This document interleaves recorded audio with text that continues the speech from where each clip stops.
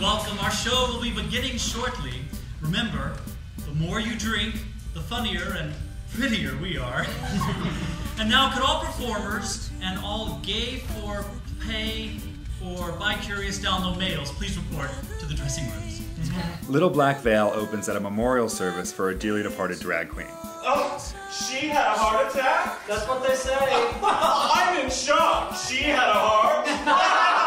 She was the owner of this great drag club called the Foxtrot and mother hen to our ensemble of players. I miss you, girl. I told you bitches, no crying, I will miss your ass. Her death is the catalyst for the journey of all the main characters. I don't know how to do this. I don't know how to mourn her, and you're yelling at me. God, she was a fabulous bitch. To sit at a wake and stare at a casket and not know the person you are destroying, not to lose.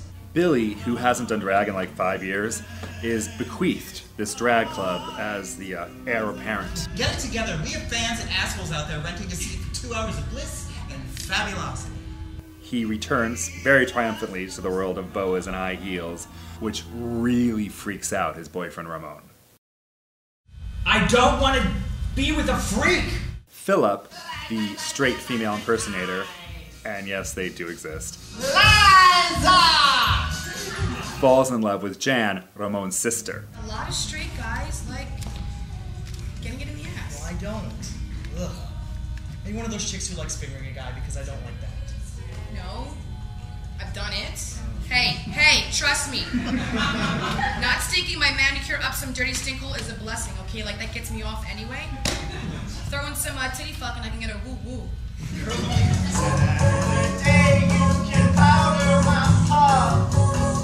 And the four of them form this sort of love trapezoid. You deserve the whole pie. All of it. You know, the dream man. Am I being selfish? Am I throwing it away for a silly dream? Our subplot follows the relationship of two people closest to our dearly departed drag queen. His best friend, drag queen sidekick, Happy. He does not want to be buried, he wants to be cremated. He also wanted to be a fireman, a veterinarian, and a Buddhist person. He was. And his really homophobic mother. Do you think loving someone like him is easy for any of us?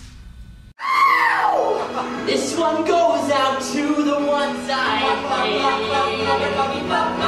hate. Outside of the main characters, all the other roles are played by this chorus of drag queens who flash the story forward and backwards and tell the tale to the audience. Little Black Veil uses the songs and music of Abby Travis, who is a rock and roll cabaret diva.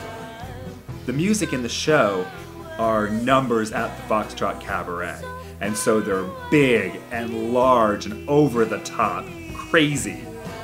Tons of costumes, tons of set pieces that shine and glimmer.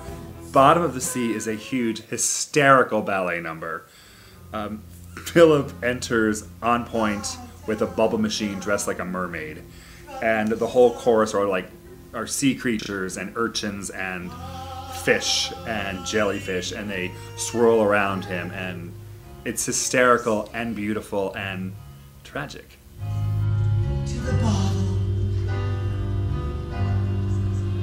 of the sea.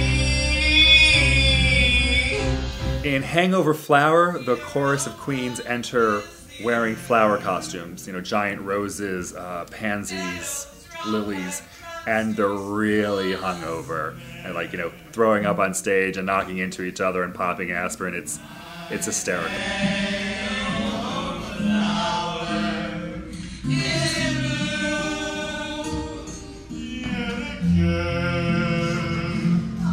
In Sunday is a Day for Love, Philip and Jan start the song in the shower, and there's like a mylar curtain coming down simulating the water, and then all of the queens end up having these huge mylar headdresses, and they come spinning out of the shower to do the mambo behind them. 1, 2, cha-cha-cha. 1, cha-cha-cha. Very good. Cha-cha-cha. There's a song called Monster, and all of the queens come out singing this song dressed like iconic monsters like the Bride of Frankenstein, a gargoyle, a mummy, Dracula, and they sing, "You made me a monster. Our love is a freak show."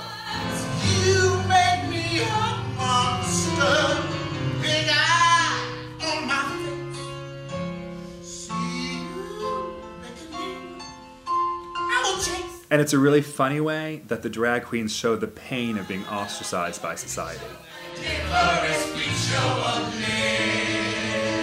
It's a musical about love and death and pride and beauty and rebirth. Here's a toast to the lonely and crowded. We need some room to beat our own heads. I'm cute, I've been told, but I've no one to hold. Although it's a comedy, it's called Little Black Veil because it's about loss. And it's loss that reminds us to be fabulous every day we get to be alive. So